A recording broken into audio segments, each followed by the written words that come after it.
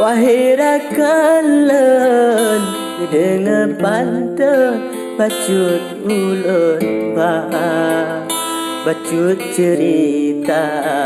ke Cicem Jantong kadi pelambungan di kisah jinolon kisah Tiri kandong dari awai pun sun kata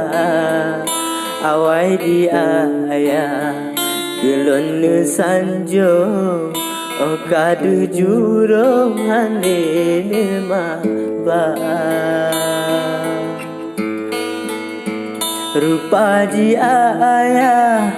kenyah kandulun patet ku ulun hana gebela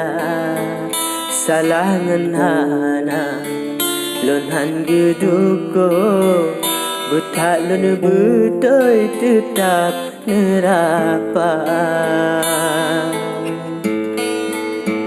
lon pu elayan lepas kat lambung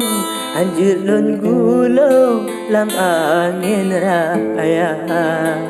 bakso lon ngadu lon laki tulung benengkang ang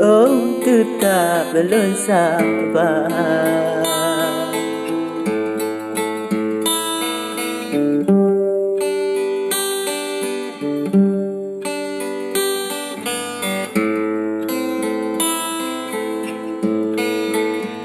Si Cicem pala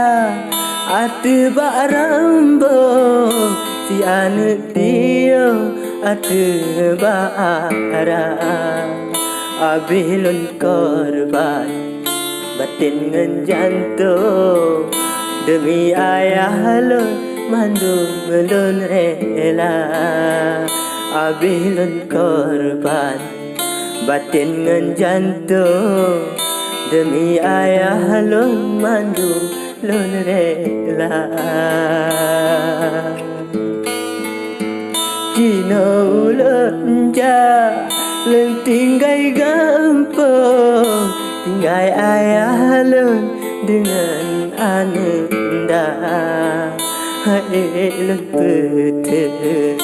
putih tak untuk sebab ku ulun sayang talina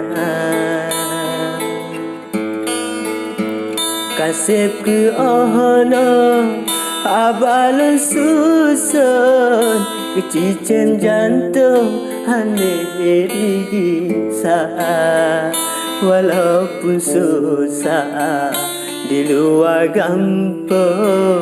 si Cicem Jantong udah bahagia walaupun susah di luar gampang si Cicem Jantong udah bahagia.